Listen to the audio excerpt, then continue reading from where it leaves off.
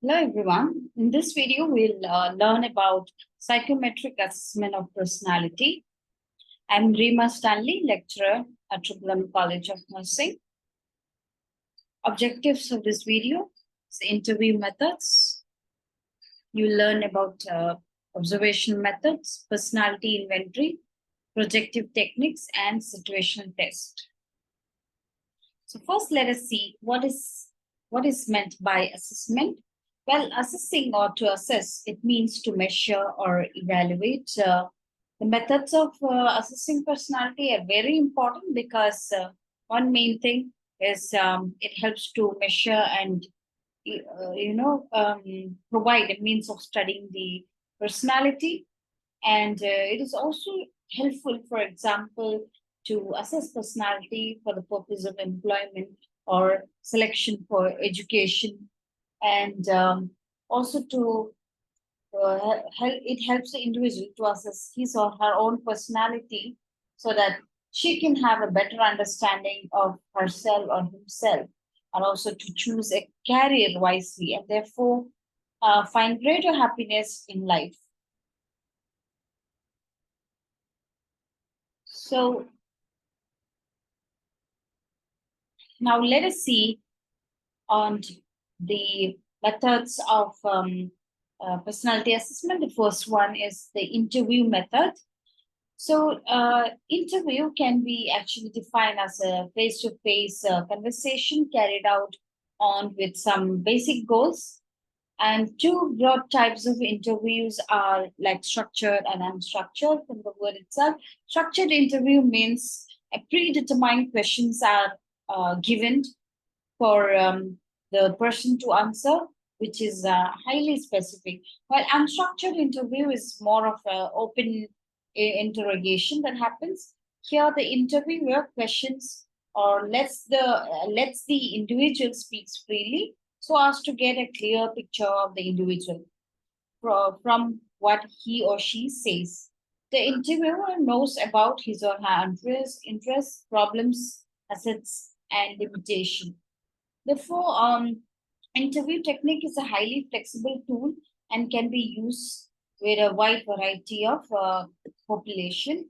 And the person can be observed for also body language in addition to what is being said earlier.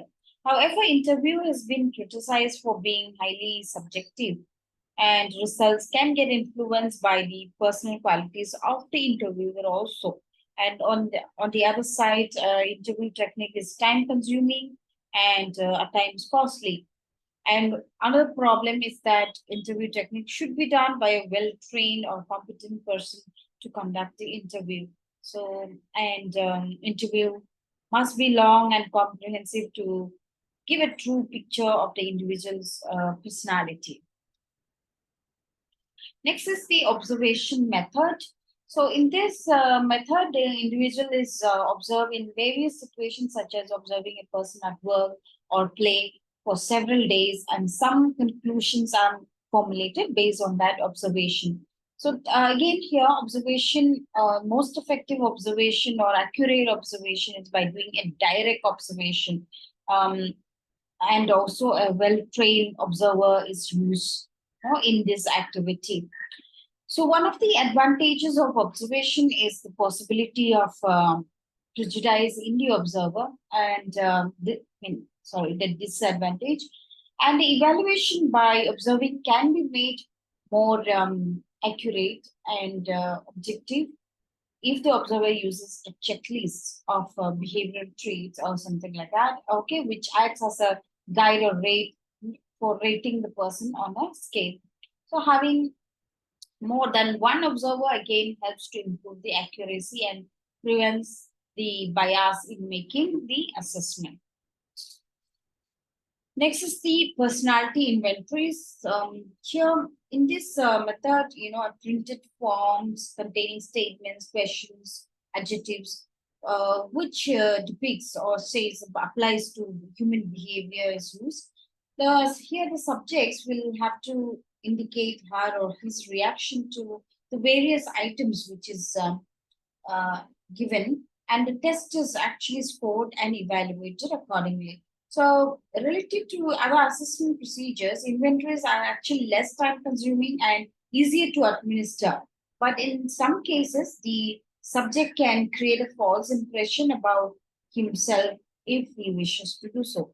So here's one example of the commonest test which is used, which is called as Minnesota Multiphasic Personality Inventory.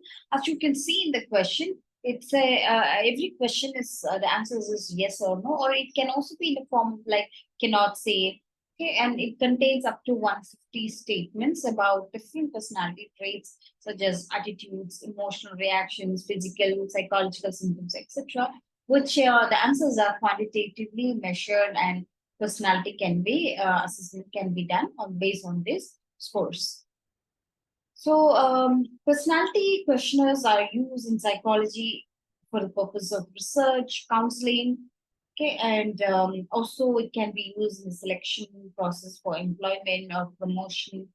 So these are the major purpose of using personality inventories. The next thing is projective techniques.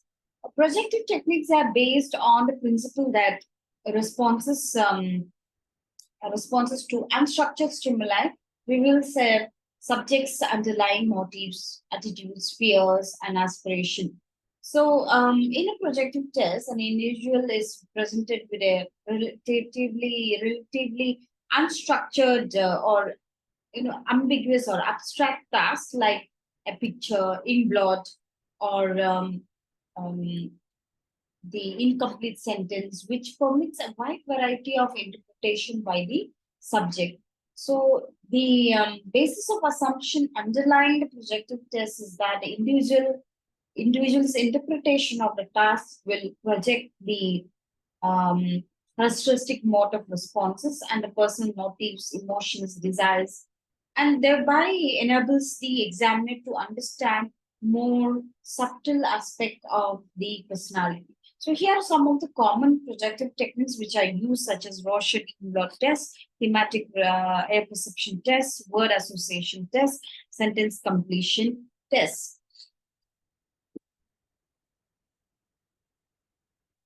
Um, okay, this is a picture of a Rorschach-Blot test, where which is developed by Hammond Rorschach in 1921.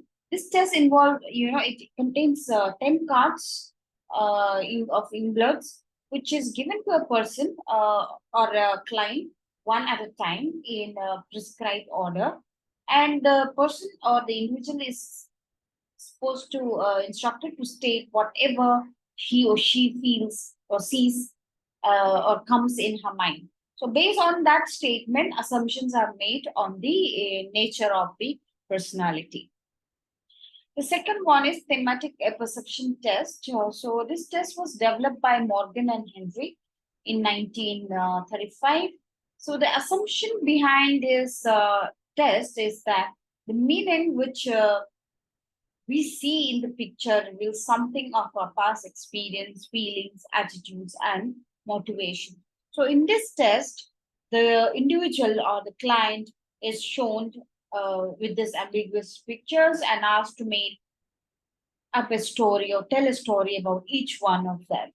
And the theme in this stories are likely to involve like mostly conflicts, affection, fear, um, contentment, or achievement assumed to be determined partly by the subject's or the client's underlying concerns. So that's how the test is done for this. The next one is the word association test. So in the word association test, the subject is informed that the examiner would say a series of words and one word at a time, and the subjects or the individual should immediately utter or say the first word that comes in or her mind, and um, that there are no right or wrong answer for that. So the examiner here records the reply to each of those words spoken by the person, and the reaction time and any unusual speech or behavior manifested, um, which might accompany a given responses. So based on the subject's response, the examiner evaluates the individual's personality. And in this test, people were read a standard array of 100 terms, for example, head, to sin, to pray, bribe, to abuse, okay, and instructed to respond to each term as quickly as possible with the first word that occurs to the subject's mind. Next is the sentence completion test. So in this, a number of incomplete sentences are given to the subjects, and the individual has to complete them. For example, because you can see a lot of examples here. Apart from that, another example I would say, like, often I feel I am dash. Okay, so you ask them to fill that blank, and the subject is required to complete a sentence, or he or she feels what she feels, and the responses are analyzed for indication of one's personality. But the basic problem with this test is that the interpretation of response is very subjective and based on the experience of the examiner herself. So the sentence completion tests are considered superior to words association because the subject can respond in more than one words, and so it becomes possible to have a greater flexibility and a variety of responses, as a result of which wider area of personality and experiences can be assessed here. Next is the situational test. In situational tests, certain life situations where the subjects will be given, she will have to perform a certain given activities. So the individual's performance and the behavior with respect to such situations will help the examiner to understand the personality. So in this test, the subject's behavior is evaluated by a trained judge or the trained person.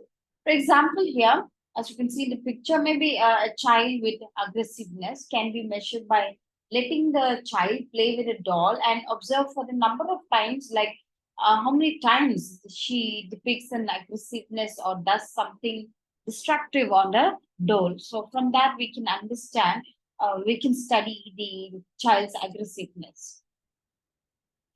So with this, we have come to the end of all the important psychometric assessment of personality.